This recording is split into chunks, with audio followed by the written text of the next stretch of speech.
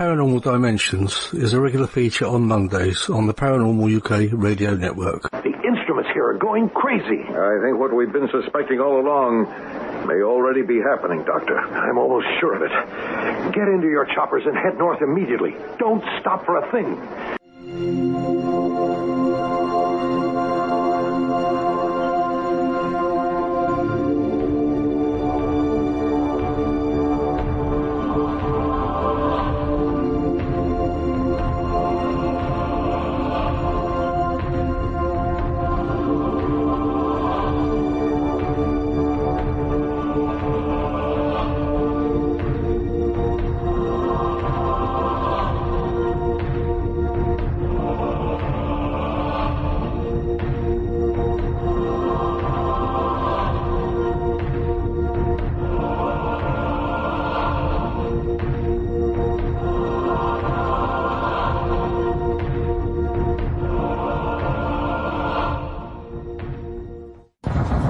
Good day to you.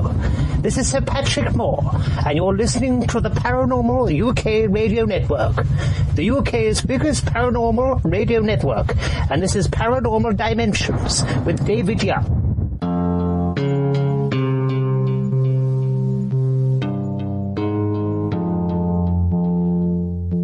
Hello and welcome to another show. Thank you for that intro, Sir Patrick. Today, it's been another UFO type show. I've got a UK researcher, Glen Richardson. But before we go into that, before I introduce Glen, thank you once again for the messages and a few emails that I've been getting. I'd like to read one out. It's by Rachel Summers. She says, one night about 3 years ago, there was a horrendous storm. It was about 2 a.m. and I was awoken by the sound that sounded like a band playing 100 tin drums. I woke my husband and we listened, but we dared not go out. We didn't want to get wet as the rain was pouring. I would estimate the noise continued for at least 10 minutes. It was like nothing we'd ever heard before. We had no immediate neighbours and are surrounded by fields. The next day it was calm and I went to the disused road that runs along the side of my house to see if I could see anything. The ground was still wet, but the only thing I found was a few small pieces of dry black and red soot chalk-like substance. I'm telling you, David, that's me. As the whole thing, I'm sure it was not of this world, and wondered if you'd ever heard of anything similar. Thank you. I've always regretted not investigating. Yeah, Rachel, well, you did investigate the next day, didn't you? That's all I can say. Did you keep the black soot-like substance? Did you get it analysed? Did you get it looked at? That would have been an interesting thing to do, I would have thought, and then go from there. But anyway, thanks for your message, and it's interesting. But maybe next time it happens, go out and investigate, yeah. So, yeah, please keep those messages and emails coming in, and maybe I can read yours out next time. My email address is davidyoung2qn@yahoo.co.uk.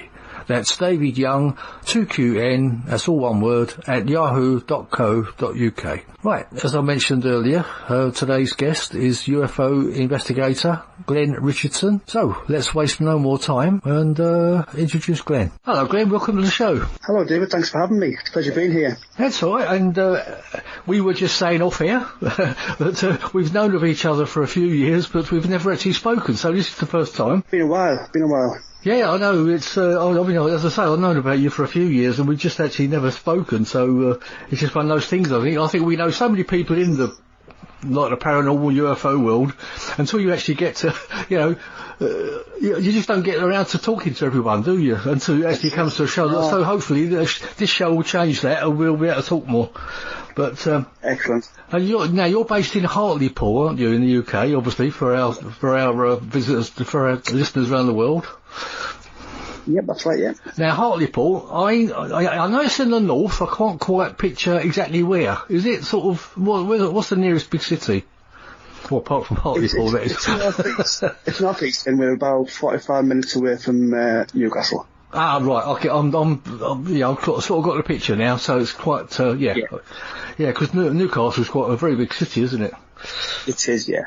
So, anyway, so tell us, how did you're mainly into UFOs, aren't you?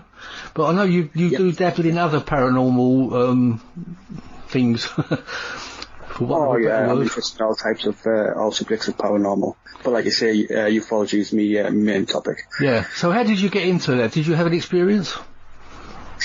Well, basically, I didn't have an experience myself. I've always had an interest in space and the sky and things like that, and obviously other types of paranormal.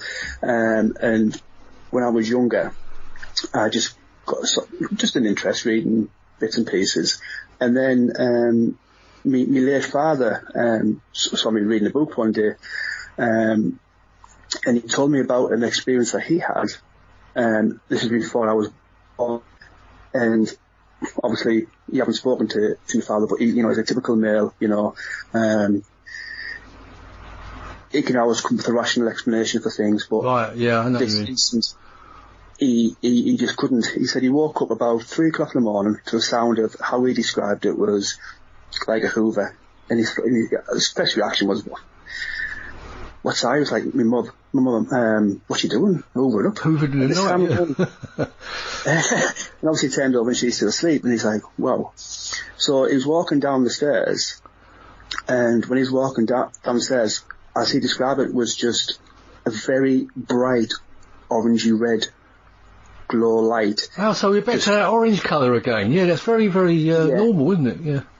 It is, yeah. And he didn't notice or witness any crafts or anything like that. He said it was just this light, and it just lit up the sky completely.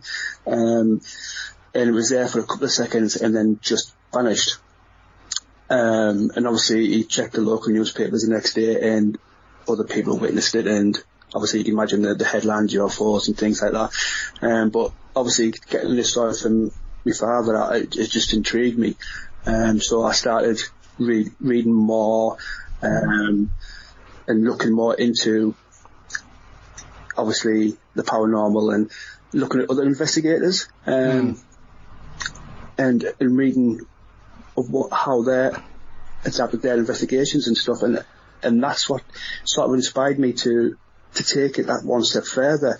And when I first started, it was more, I thought it'd be great. I'm reading these stories, but wouldn't it be fantastic to actually speak to them face to face and learn more about their experiences? So as time went on, I put an advert in the UFO magazine, Graham Birchall, the late Graham Birchall, his magazine. Very, very popular. I was getting reports, and I was starting off. I've got no investigation experience at all. You pick things as you go on, and it was mainly more of research, I think, rather than investigation, because I used to just go out and talk to them and learn more about their experiences, and it was absolutely fascinating. Met some great people on the way. But as time got on, I learned the more investigation side of it, and obviously basically took it that one step further and looking more into people's experiences. Yeah. And as we know, there's no real experts in this field, is there? We're all sort of trying to learn and pick up things as we go. But you just learn more what to look for and what it could be, rather than just immediately thinking, oh, it's a UFO or a flying saucer. Well, that's it. And no offence to nobody. It doesn't matter what report I get through. It could be a size of a book, or it could be just a couple of lines. They're all as important.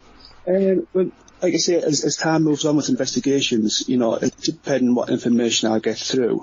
If it's just basically like a couple of sentences saying they've witnessed this in this area, no offence to the witnesses, but I think we'll have to do that generally over the phone rather than travel all the way 3 or 4 miles, 3 or 4 hours drive, basically just to get the same information, if that makes sense. Yeah, of course. I mean, because it all costs money, doesn't it? Yeah, like I say, I learned this the hard way, if I'm honest with you, because obviously when I first started off, I travelled everywhere. I was just so fascinated. It's amazing. But obviously, as the time went on and the more involved I got, I learned to, basically, this is all the person's going to give me, so I can do this generally over the phone or by email. But if it's a possible abduction, then that's when I'll do my very best to see that person face to face. because I think it's a bit more of a sensitive subject. Yeah, sure. And also you get to see them a bit more and sort of judge, well, not say judge them, but you know what they're like, their character, you understand a bit more about the actual person, don't you? Yeah. But, so, have you had any sort of abduction cases that you've looked into? Oh yeah, I've had a few over the past few years, yeah. Quite interesting ones. And at the moment, we were in the process of going through hypnotic regression. But obviously, because of the COVID and the lockdown, we've had to put that to one side. So, sure, yeah, obviously, a lot of things up this year, isn't it? It is, yeah, unfortunately. But yeah, I've had, I think over the past 2-3 years, I think I've had about 3 or 4 abduction cases, hospital abduction. And obviously, I have a few people I know therapists who do hypnotic regression around the country, so obviously I get close ones who are close by and they're willing to do that. And obviously the experience is happy to go through that. Yeah. To find answers, basically, you know. Yeah. So are they actual, the abductions you're talking about, are they actual physical abductions, or are they kind of, because you do hear of abductions where they kind of take the spiritual part of someone, you know, so, you know what I'm saying, they sort of they leave the body behind, but take the soul or the spirit, or whatever you want to call it, part of it. You're absolutely right. I have had one or two, which is, like you say, the spiritual side of it, but then the one I'm working on at the moment is a physical abduction. So going down that route, obviously I do apologise, but she wants to be anonymous at the moment, and sure, yeah. I don't want to go too much into detail, you know. Like I say, I think this type of subject of the ufology is a lot more sensitive, and you know what I mean. This is why I like to see them face to face, because at the end of the day, it's like we were talking earlier, you know, there's no expert in this field, and they don't know me. You know what I mean? I could be anybody, and they're passing this very sensitive information over. So that's why I do my utmost best to see them. And if I can't, you know what I mean, if it is, because at the end of the day, like I said, I don't do this full time, I do work, but I know how important this is. I'll maybe pass it on to somebody else who's close by. As long as that person gets the help, it doesn't matter, you know, in my eyes. Yeah. You know what I mean? And that's what it's all about. Well, that is the thing, isn't it? You do make connections with other ufologists and investigators, and it may be easier to just pass it on to somebody else, isn't it? It's so that they're in touch with that person. Yeah. Yeah, interesting. So when your father had that experience, I meant to ask you a little bit earlier. What sort of year? What year was that? Was that in the 60s or something like that? Yeah, I think late 60s, early 70s, I think. Because I was born in 75. Right. And it was before I was born. Not long, but yeah. And like I say, he didn't witness any crafts or shapes or nothing. He said it was just a bright light and it just lit up the sky. Yeah, it's the orange. The orange that interested me, because you do hear of the orange very often, don't you? And I have to say, I mean, I've said this a few times on this show, but you have to excuse me. But in 1967, that was the big orange object I saw going across the night sky. You know, that was living in Essex, which I'm moving back to. But that was in the early hours of the morning, and it was a big oval orange object going across the sky, completely silent, and it was different shades of orange. It wasn't like a bright light. So, because I mean, this is the first time the reason I'm saying this, because it's the first time I've told you about it. So you may have heard me say it elsewhere, I don't know, but so that's kind of where my interest came from. As I say, that was 1967, so that was before the RFI and everything like that, you know. And it was, there was no other explanation as to what it was. It certainly wasn't an aircraft, and it certainly wasn't my imagination, you know. And, because I was watching it for a good few minutes going across and pulsating. So there you go. So whatever that was, I don't know. Yeah, brilliant. I mean, I'll tell you another little one, but you might have heard this before as well. When I was a kid, actually, I was born in London. I was sort of raised in London. I was sitting on my steps. I must have been about 9, maybe 10 years old. So we're talking about when I was born in 1950, so I'm a bit older than you. But I was actually sitting on my steps looking up the early night sky, you know, with the early stars coming out. And I was watching this star moving and stopping and moving and stopping. At the time, as a kid, I just thought, it's a star moving and stopping and moving and stopping. But it was only when I got into my teenage years, I thought, well, what the hell was that I saw back then, you know? Because then you realise, well, stars don't do that. They don't move and stop and move and stop. No. You know, and sort of by the late 50s, it wouldn't have been a satellite or anything like that. And plus, they don't move and stop either. So, there you go. So what was that? That's it. It's like I said, you're absolutely right. It's so fascinating, and I'll be honest with you. People have their own minds, their own beliefs, and I don't know about anybody else out there, but I don't do this to prove people wrong, to show them that these things are real.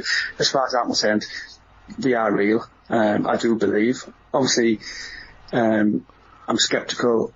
Not in a bad way with each case I take on, because it could be a logical explanation. Oh yeah, you've got to do that first. You've got to find out what it could be first. I mean, otherwise if you come to the conclusion everything flying about is a UFO or flying saucer, we'll all be in trouble, won't we? Well, that's it.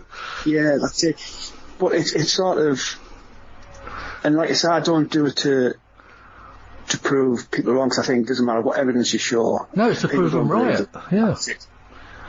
You know what I mean? That's entirely to them. I do it mainly for my own curiosity and to help people. Because obviously, I think times have changed over the years, but there's still a stigma attached to UFOs. And I think some people, especially in regards to abduction, they're very careful who to speak to.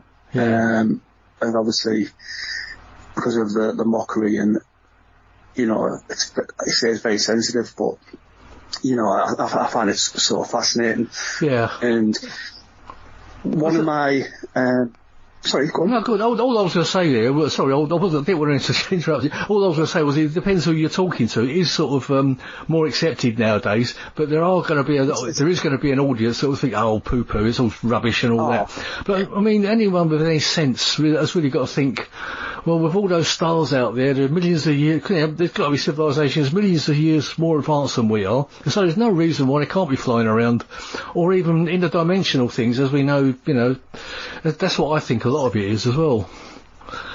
Well, that's what I say when people ask me the question of saying, why do you believe? And I say, well, at the end of the day, regardless if you believe in evolution or religion, there's millions of planets out there, and do you believe for one moment that life has only evolved from one planet? You know what I mean? No offence, I said, but if that's what you believe, then, you know what I mean? It can't just happen once. There's millions of planets out there. Yeah. You know what I mean? And then obviously the next question is, well, for them to come and visit us, they'd have to be more advanced in technology. Why can't they be? Who's to say that we're the most advanced race out there? You know what I mean? We don't know. And the other question is, but why would they come here? Well, isn't this what we've been doing for decades? Trying to find life on other planets. And I'm not being funny, but we've been going to the moon quite a lot. And if we knew there was a planet that had life on, I think we'd do our very best to get to that planet. Oh yeah, absolutely. Yeah, sure. Do you know what I mean? So that's just the thing. But and just what I was going to talk about earlier is one of the cases I was working on recently, and it hit the local newspaper. Actually, I had an article in the local newspaper. It was fascinating because it's sort of, without actually seeing any physical evidence, it was just so believable for me, because it was a woman up there, Durham Way, near Newcastle, and she described it to a T of what they were. She said there was 2 Apache helicopters following another craft, and she couldn't make out the craft and what it was. Never seen it before, but she said there was 2 military Apache helicopters. So obviously did a bit of looking into and got in touch. And you probably know yourself, it depends who you you get in touch with, some forthcoming and some not. But I got in touch with the Ministry of Defence, and the guy was very helpful. Now, we didn't go too much into it, but he confirmed that there was 3 Apache helicopters in that area at the same time. Now, to me, I don't know how anybody else wants to look at it, she knew what an Apache helicopter was, and she said she only seen 2. Now, there's 3 objects that she witnessed. 2 she knew, 1 she didn't. Now, this Ministry of Defence spokesman confirmed there was 3 objects, which he's saying they were all Apache helicopters. That's but interesting. wouldn't state any further of the reasons why they were there or nothing. And to me, that just sort of confirmed what she'd seen, if that makes sense. Yeah. You know what I mean? Because, as I say, would there be some official documents to say what the actual helicopters were, or would they say, would they have to say that it was 3 objects? You see what I'm saying? That belong to the Air Force sort of thing. I don't know, there might be, but like I say, sometimes, it depends who you speak to, and there's it's classified, you know what I mean? Depending who it is, but this guy was forthcoming, and like I say, he was brilliant, but what was very interesting for me, because, like I say, she described what the helicopter was, she knew the make and everything, to a T, but the 3rd object, she didn't, but he stated, yes, there was 3, but it was all military helicopters, and I thought to myself, yeah, there's something definitely going on with this. Did she describe the other object that was so different to the helicopters?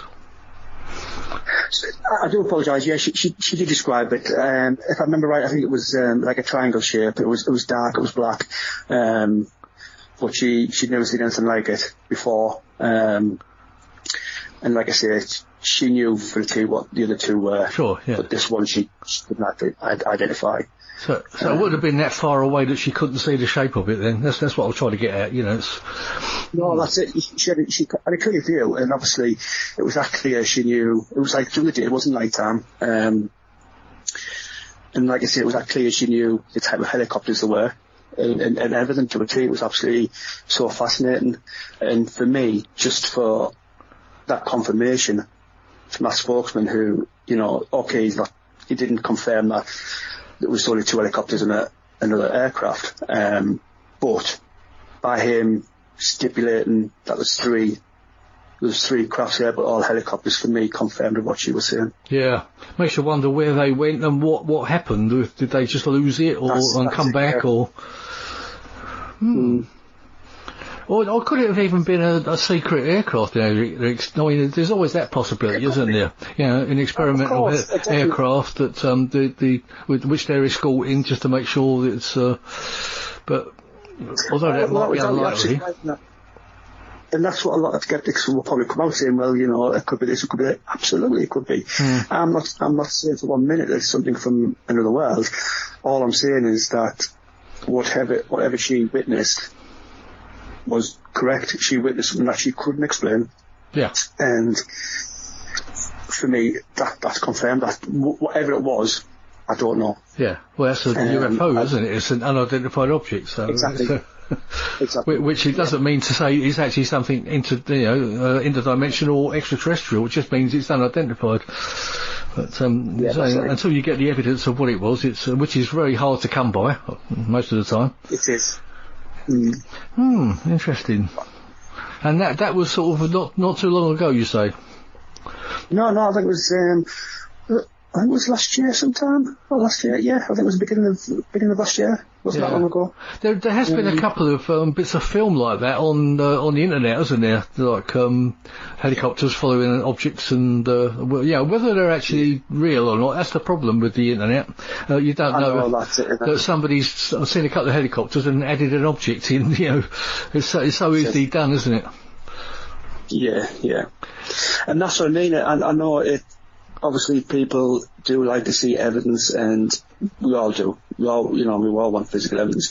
But because on this case where there wasn't any, I don't know, just made it more authentic, made it more real, if that makes sense. Because it was sort of like, I think if there was video, you'd have that doubt in your head thinking, well, has it been doctored as it being photoshopped or whatever. Yeah. But it's just, like I say, it was just, for me, it was one of the most intriguing cases I worked on where there wasn't any evidence, just eyewitness, which is a big bit of evidence, don't get me wrong, but obviously for them to back their story up, they had nothing to show. But yeah, I thought it was very interesting. Yeah. So what do? Do you keep a file or something that's for your own personal use? Yeah. Yeah. Because you know yourself, you know what I mean. I might just like going back earlier. I might just get a sentence of saying, I don't know, a triangle object down Norfolk on December the 24th, and can't do a lot with it basically. But then 10 years later, might get a more descriptive account of the same incident. At the same time, so like I said, I like to keep records so I can go back. Well, someone could come along and say, did anyone see something, on that particular date? And you think, you've got your record, but I've got the same thing here, Yeah, exactly. Yeah, I mean, that's what real research is, isn't it? And logging things and making sure you've got as much information as you can about it. Yeah, absolutely. So, what would you say is your most interesting, famous case? I know we could all mention like Roswell and the RFI, and the RFI being the Rendlesham Forest incident, but is there any particular one that interests you? I would probably, if I'm quite honest, I'd say Rendlesham Forest, and I think, I am biased. It is because it's in the UK. Don't get me wrong, but just the documentation and the witness accounts, you know what I mean? It for me, I will stick mine account and say, I believe that happened. Yeah. Without a doubt. Oh yeah, you know what I mean? And it's undoubtedly the biggest UK case and probably one of the biggest ones in the world, really, because it's the one, like you say, it's one of the most documented. You know what I mean? And going back to the skeptics again, and basically saying, Colonel Charles Hall, did you believe everything? As far as I'm aware, I don't know if he's changed his accounts lately, but when I've looked into the Rendlesham Forest, I must admit it has been a long time ago. But he's never stated he'd seen a UFO or anything like that. No. He just documented that he's seen a craft that he didn't know what it was. Okay, yes, in our eyes it's a UFO, but he never come up with a word saying yes, it's an alien spacecraft, it's a UFO. He just described something that he didn't know what it was. Yeah. And basically, really, all they saw basically on that third night. I mean, I know Chuck. Well, quite well. I mean, he's a friend of mine. Yeah. Did you know that? I don't know you know that. But he's actually told me himself while he's been sitting in the living room, he just says, I don't know what we saw, but we saw something that I still can't explain.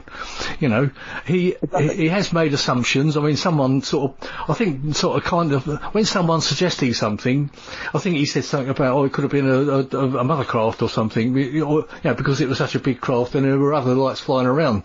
So, the things like that can come out. And I think there was a thing that he was sort of tricked into saying about aliens. There was an account that he was caught saying, well, it could have been aliens, but in the wrong context, you can take that wrongly, because he's saying he doesn't know what it was, but he's open to the idea that it could have been aliens, Yeah, of course, definitely. Yeah, it could have been. And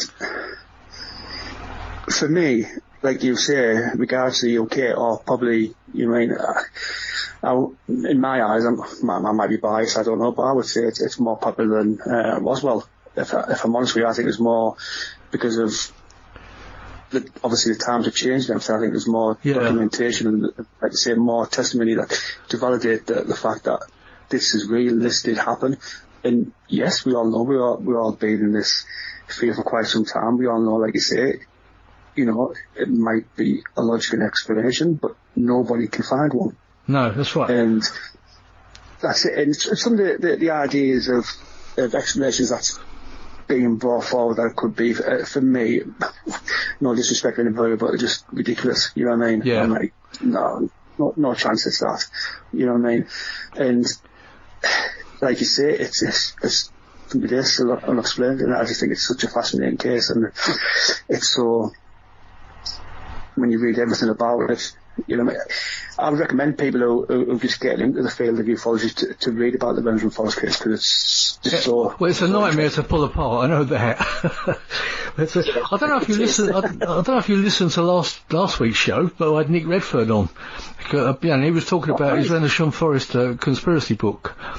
Because he had that out earlier in the year. And of course, he's brought a few more books out since then. But I booked him earlier in the year to come on. But he was on last week, and of course, his idea is that it was a military exercise.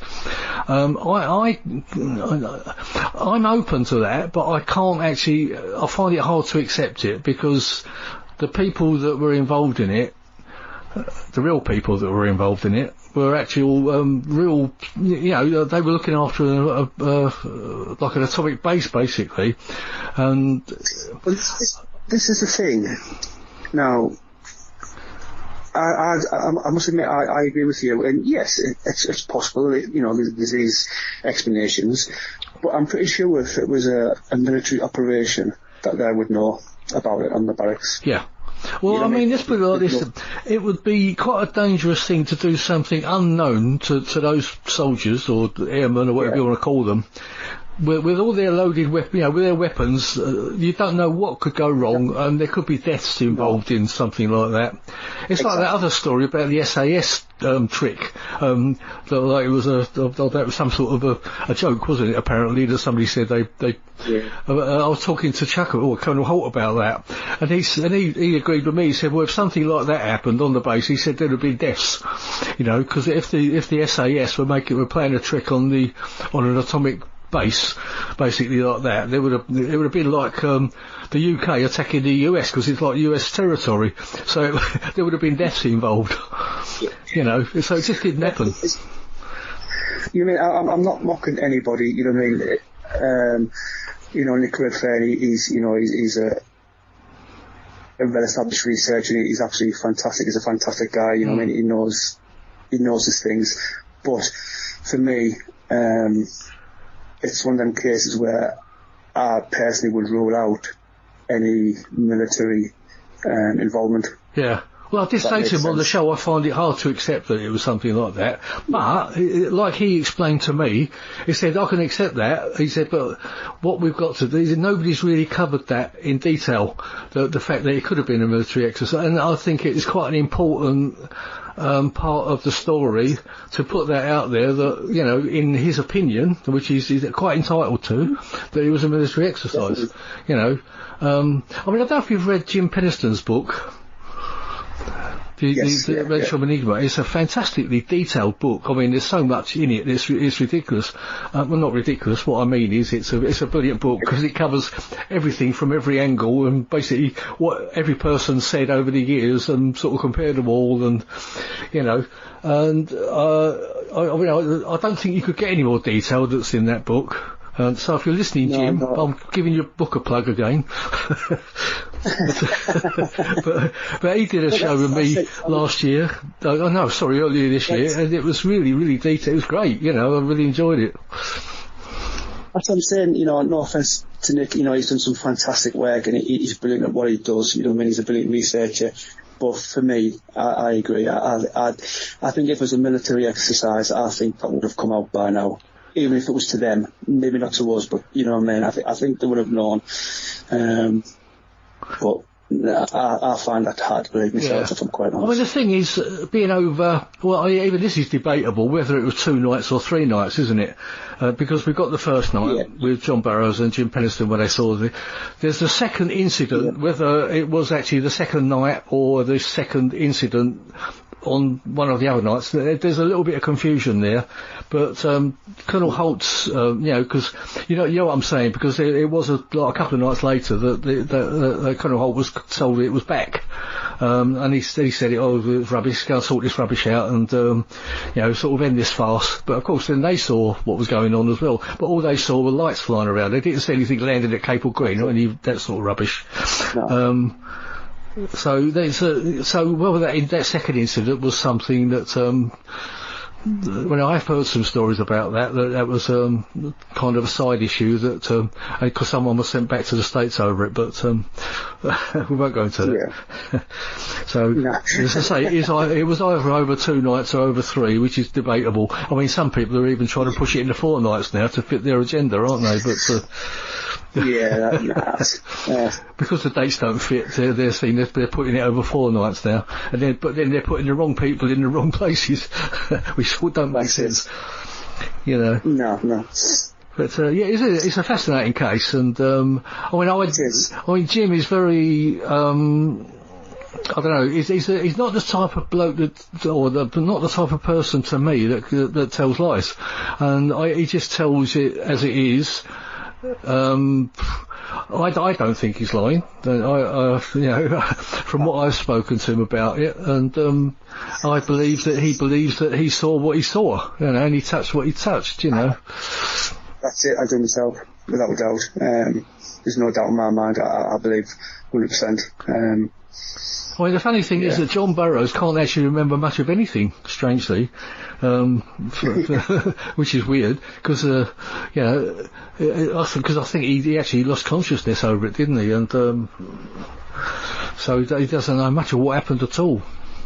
So I think a lot of what John Burroughs has got a book coming out again, because I know he wrote one with Nick Pope and Jim Penniston, but I know Jim was very disappointed in that book because a lot of what his rendition wasn't actually included in the book. That's why he wrote this new one.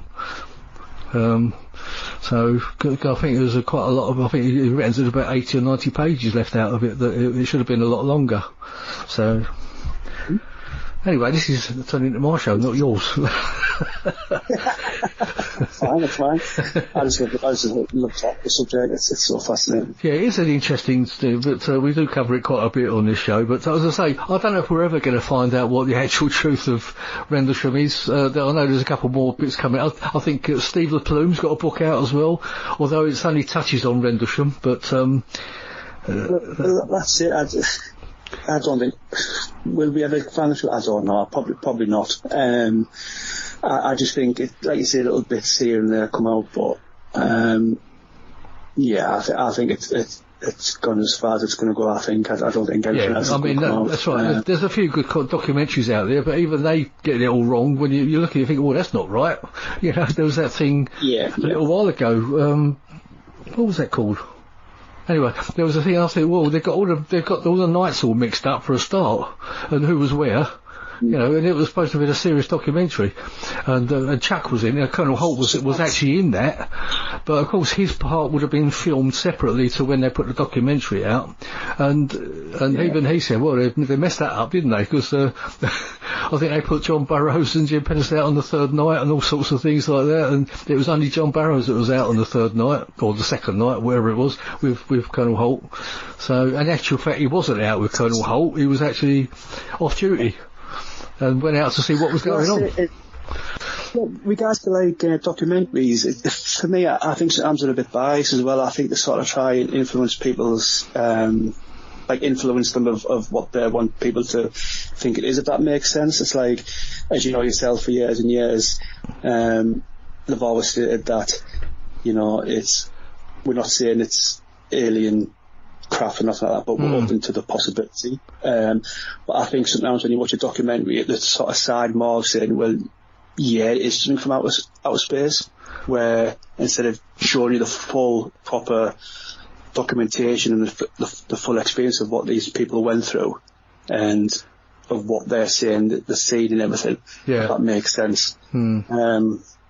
It's sort of I think they try and influence of, well, this is what we're saying, and it's not necessarily the case. I mean, let's put it like this, with the RFI print, so the case may never have hit the light, we may never have known about it. It's only the fact that the Holt memo was released, but it was never supposed to be released, because it got out through a couple of US investigators, and then it all started kicking off from there, didn't it? I mean, otherwise you may never have heard of it.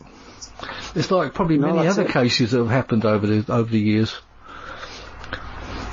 There's probably been numerous cases that have never hit the headlines or never even been known about because nobody sort of picks up on it. Well, that's the thing.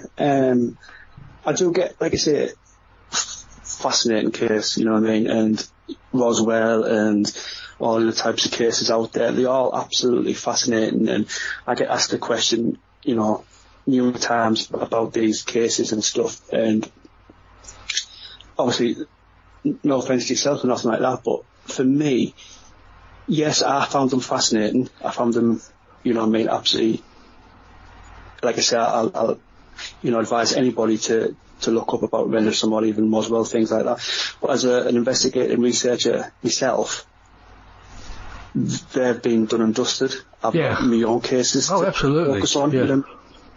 And to me, these is just as important as these big cases as we see in headlines. All this, you know what I mean? And yes, don't get me wrong.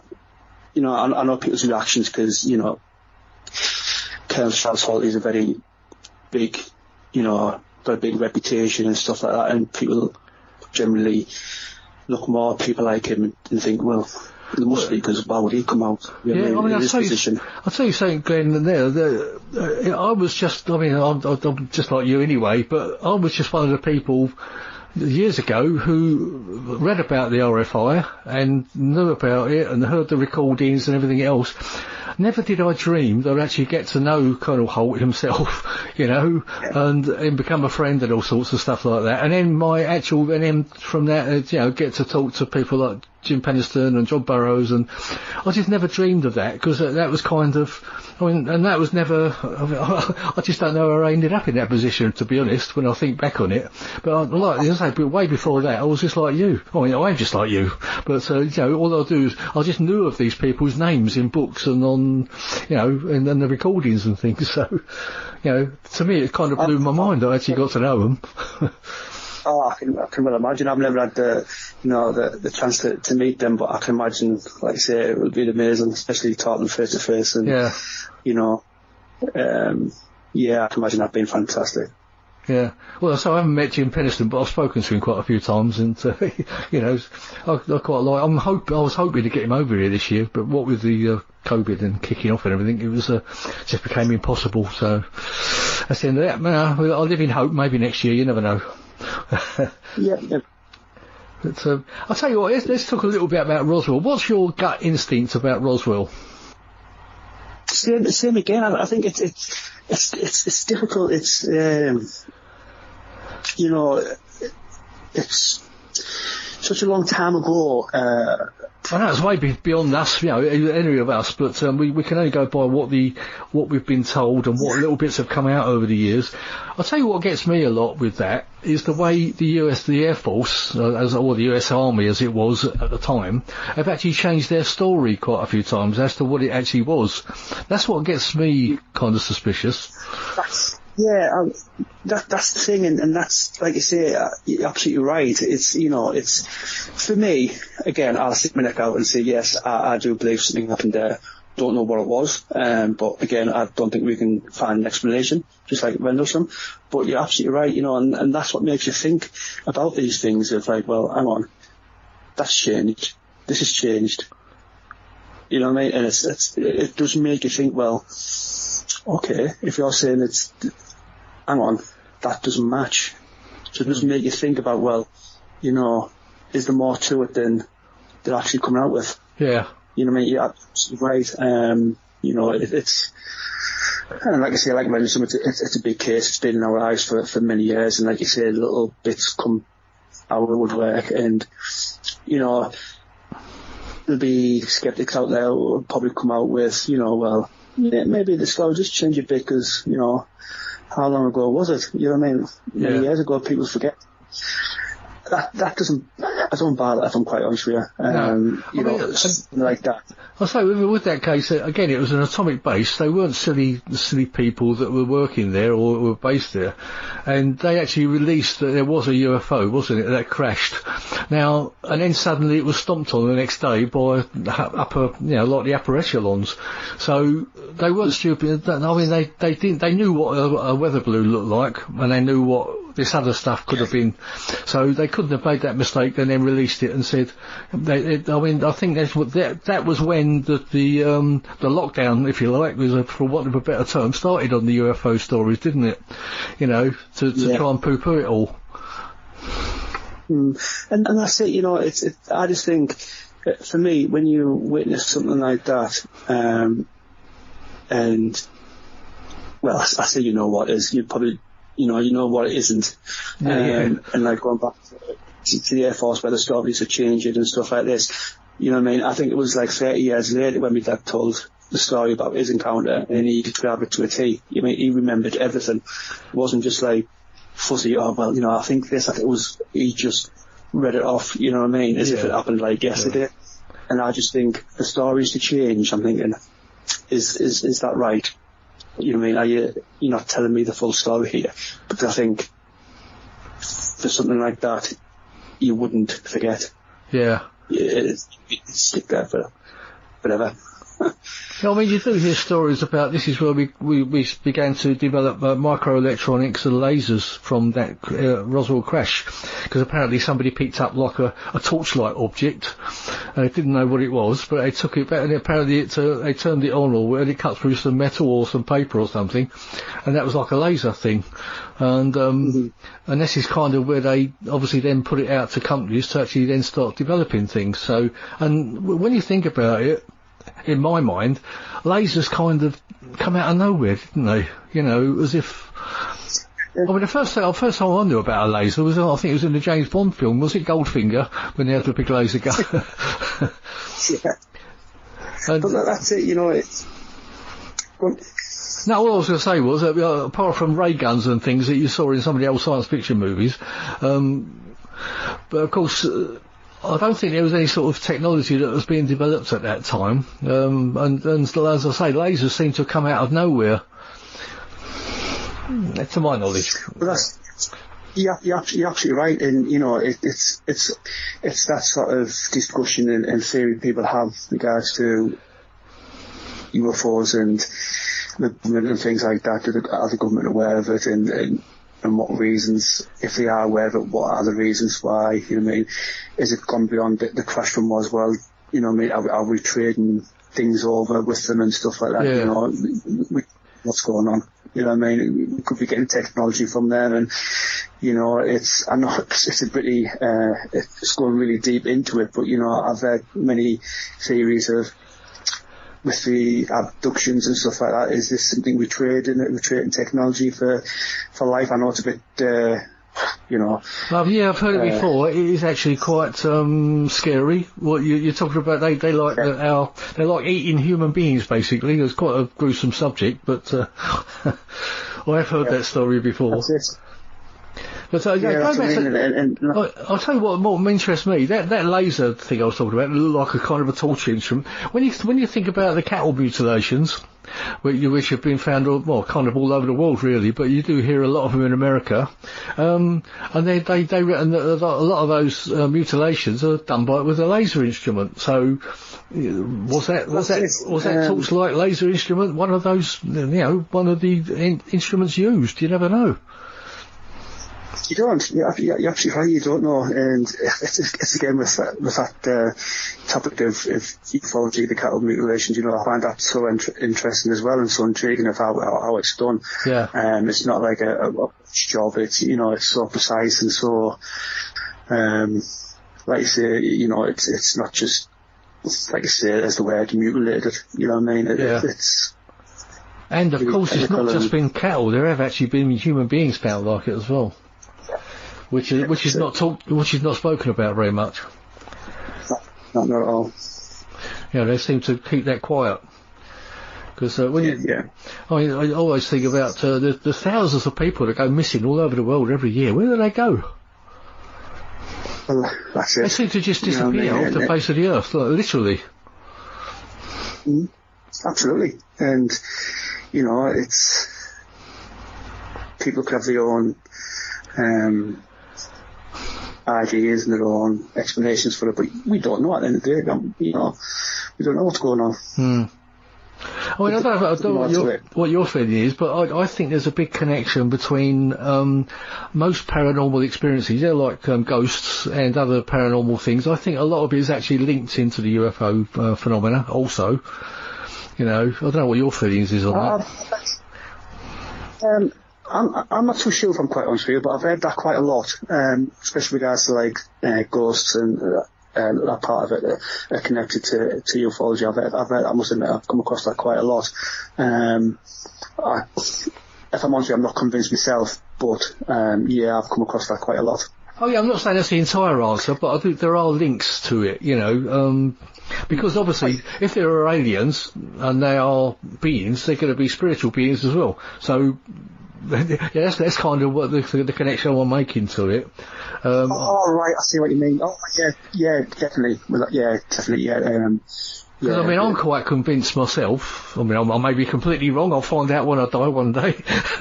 I may be proved wrong. But I believe we're all spiritual beings and we go somewhere else afterwards. This is just the body that we're in. And that's it, yeah. I may get a big shock one day and think, well, I was wrong. But no, yeah, that would help, yeah, definitely. I've seen enough evidence for myself anyway, And I've heard enough evidence from people that I trust too.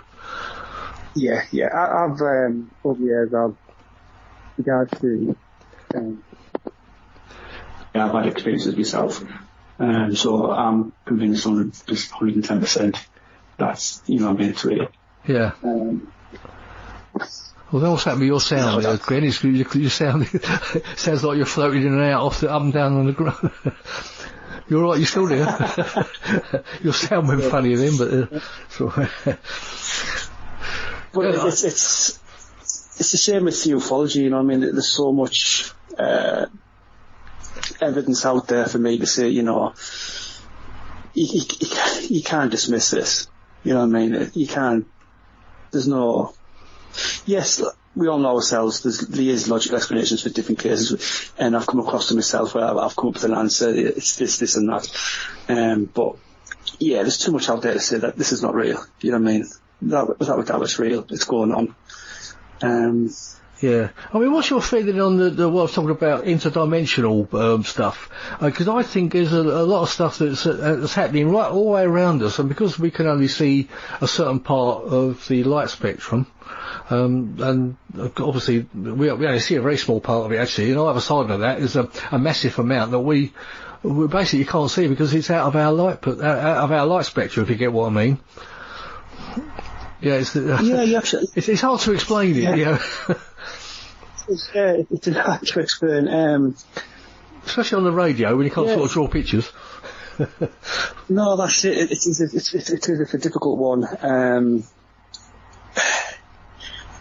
Again, the stories and the evidence that people have come forward, and I'll be honest with you, I'm not that convinced myself on that side of it, but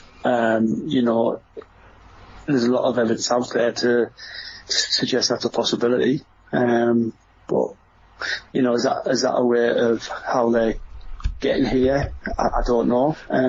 It could be. Because at the end of the day, we regards to space, we're really touching the tip of the iceberg, aren't we? Yeah. You know what I mean? And we know nothing about it, really. Yeah. If we're honest, we know nothing. There's all these scientists, all these experts, and if they're honest with themselves, we know nothing about. Sure, yes. Well, going back to the RFI, that's one of Jim's theories, isn't it? That thinking that it could be us from the future, like a time machine type of thing. I mean, it's only a theorising. It's, like all we can, like any of us can do. But of course, that makes it an interdimensional thing because time's a dimension. Yeah, and I've spoke to people before who've, like you say, who've come up with that theory themselves, saying, is it actually something from outer space that we're seeing, or is it basically a time machine? You know what I mean? Is that what people are witnessing, rather than something from another world? Anything's possible, I suppose. You know what I mean? Anything's possible. Have you got any favourite books on the subject that you read? I know you mentioned books earlier. What sort of books that actually kicked off your interest? Well, it was actually, if I remember right, Alien Investigator by Tony Dodd. Oh yeah, that's one of the early ones. Yeah. That's one that really sort of kicked it off for me. I've actually taken that one step further from actually just sort of being an interest to actually being an investigator. It was really, I thought it was actually fantastic, and it really inspired me to and it's sort of, I think it's that book of put me where I am now. Yeah. I think I think one of the ones that really kicked me off was Chariots of the Gods with Eric von Däniken, because that came out roughly around about the time of my experience of my own one when I saw that orange object, which was a bit, because they actually put it in the newspaper in sort of segments, not the whole book but parts of it, and of course I got the book, and that was really the one that started me off on this road, if you like. You know. And then I've been lucky enough to meet Eric von Däniken a couple of times, and that was another mind-blowing thing for me. You know, somebody that I've been reading books of for like 50 years, and then all of a sudden you meet him. You know, it's quite a mind-blowing experience. But I mean, obviously I've read so many books over the years. I mean, it's ridiculous, really, that I don't know. I still find it hard that people find it hard to accept that there are UFOs and the paranormal. You know, because there's so much out there that's the evidence alone speaks for itself, as far as I'm concerned. It's not all made up, is it? You're absolutely right. You know, like I said, a lot of, and you know, they're entitled to their own opinions, like I said before. There's nothing wrong with that, you know what I mean? I respect that they have their own opinions, but it is what it is. I don't really get myself about that, if that makes sense. Yeah. We're talking about, what do you feel about the ancient alien theory? Oh, I thought you'd gone. You're there. 100%, yeah. 100%, yeah. Some our theory is just absolutely that we shadowed out. You know what I mean? You know, like I say, the evidence and everything for that is just astounding. It is, yeah. I mean, I don't find it far-fetched at all. I mean, I'm not saying absolutely everything that comes out on the show, Ancient Aliens, is actual ancient aliens, but there's so much on there that is so puzzling, isn't there, about how they put these great big monstrous buildings together, things that we find difficult to do today. Well, that's it, and that's what I say to people, you know, and it's sort of, you know, like you're going back to the pyramids and stuff, and I'm not saying they didn't, don't get me wrong, I'm not saying they didn't, but, you know, it's like exactly the point you made there, you know, as far as I'm aware, there's no equipment or tools or technology to replicate a pyramid to what it is back then. We can't do it, and it's, you know, as far as I'm aware, technology has increased over the years. Yeah. So, what's being used? You know what I mean? And you look at the pictures from years ago, and there's people dragging these stones that I'm like, sorry, but I know it's taking the credit away from them, but I just don't buy it. No, I don't. I agree with you, because I mean, those they're massive, and they weigh tons and tons and tons. Well, I'm not quite sure exactly what the weight of them is, but as you say, of course, the higher they're taking them, the heavier they get. Well, not literally, but the weight value becomes heavier, doesn't it? The higher they're taking them up to build them, and then they're slotting them into place, you know, and they're accurate, you know, and they're accurate each side. I mean, to actually do that, the mathematics, to actually do that, I know they weren't silly, you know, I knew they knew a lot about mathematics, but actually physically do that with people pulling it around with rocks and bits of wood, you know, to me, it just sounds ridiculous, you know. It does. And like I say, you know, I was about to say, and also in the desert there wasn't any wood, so not that much of it anyway. Oh, no, you're right. Yeah, I totally agree. It's, you know, I feel horrible saying it because I don't want to take the credit for them, because they're absolutely amazing sculptures. You know what I mean? They're brilliant to look at and fascinating, but I just don't buy it for 1 minute. Yeah. No. Well, when you think of all the chambers and things as well that they worked out into it as well, and they were complicated, you know, chambers and passageways. It just seems, it's just ludicrous to me to think that. I mean, as I say, if we were to set up a team to actually make up it, I don't think we could do it. No, I don't think we could. It's like you say, it's not just of what we see from outside the pyramid. There's so much that's going on inside it, like you say. There's so much detail and stuff, and it's No. No. And as I say, there are other buildings, of course, and the brickwork is actually put together, and you can't even get a piece of paper in between the cracks, and to be doing that with the sort of tools they had back then, to me, again, it's ridiculous, and plus you've got holes that have been drilled completely circular. It just wouldn't be done. And also spherical balls made, which are completely spherical, Even drawing a picture was nowadays is not easy to get a complete circle, is it? So try and make a spherical ball out of, out of the sort of tools they had. But, that's it. Totally agree. Yeah. So what other sort of paranormal interests do you have apart from UFOs, Glenn? Well, if I'm honest with you, I'm interested in all topics of paranormal, but another one that I do focus a lot of my time on is the ghost spirit side of it. Like you say, I've had experiences that myself, so I do have a lot of involvement in that myself. I've been over the years. I've been on investigations and stuff, and I've been my own. People's houses, and obviously been to the big ones, the public ones that you all hear about and stuff. But I have a lot of involvement in that as well. Yeah. Have you had any ghosts? Have you seen a ghost yourself, for instance? I haven't seen a full body apparition or nothing like that. I've seen things on camera. I've video footage, and it's sort of what I've took myself as well, so it's not the case that I'm getting somebody else's. I've know there's been nobody there or anything like that. Things with thermal imaging camera, spotted evidence on that. But actually, as you say, with my own eyes, no. I've had feelings of like being touched and very uncomfortable, if that makes sense. And it's hard to describe to somebody because they say, well, could be this, could be that. But I'm like, it's hard to describe because it's not this. Yeah. And it's like sort of, I know it sounds quite funny at the time, but there was only me in the house one time and I was having a shave. And it just felt like someone just walked behind me and slapped me backside. But it was not just like a brush. You know what I mean? It literally slapped, and I'm like, it really did make me feel uncomfortable.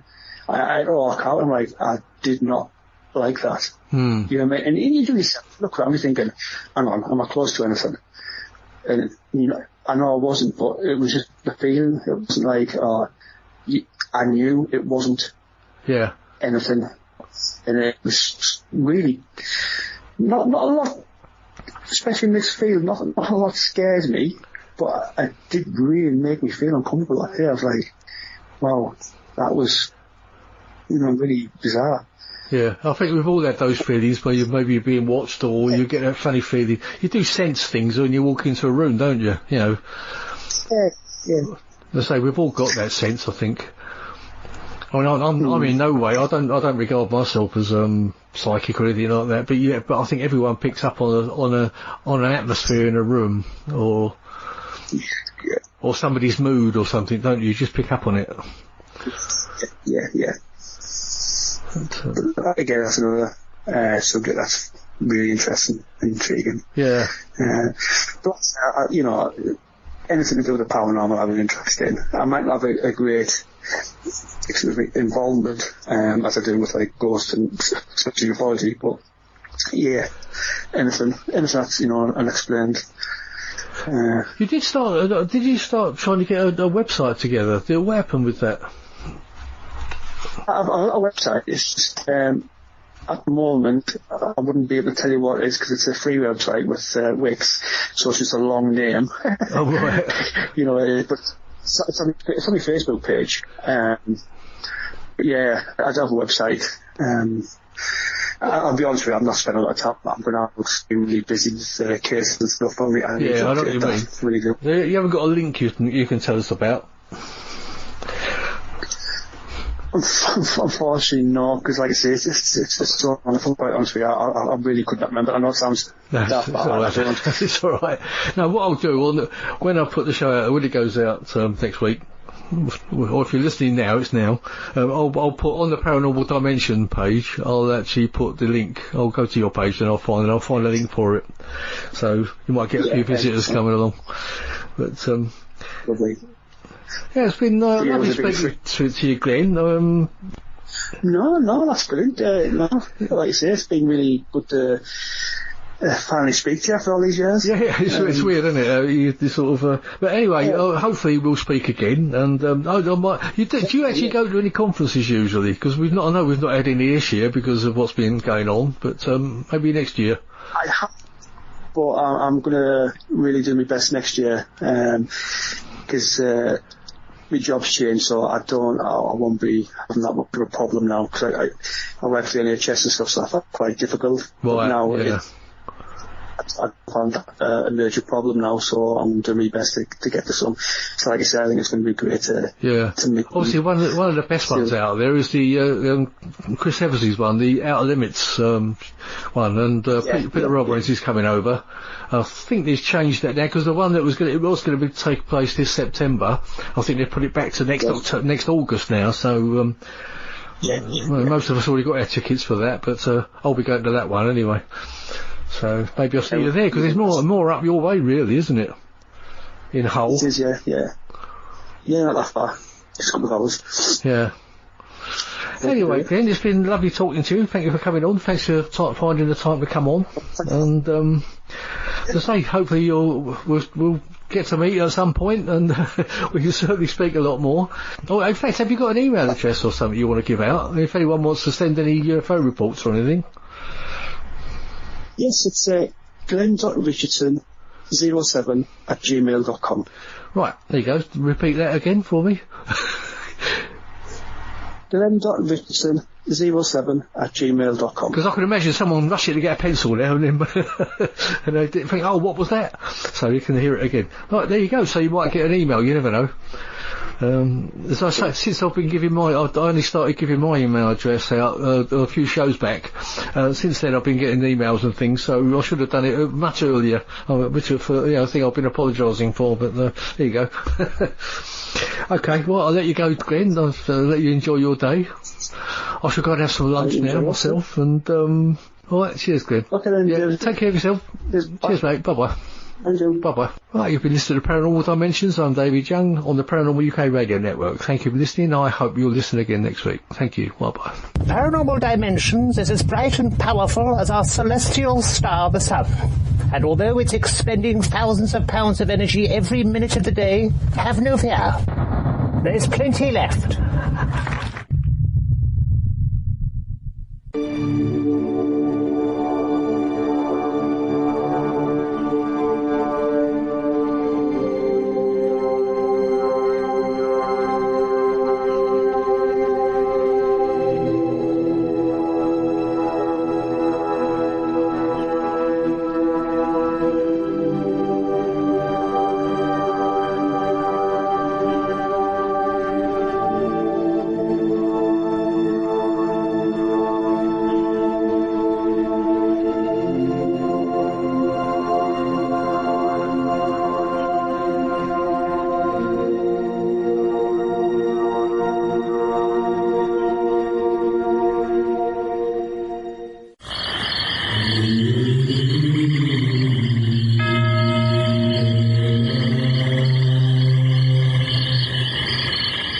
Paranormal Dimensions is a regular feature on Mondays on the Paranormal UK Radio Network.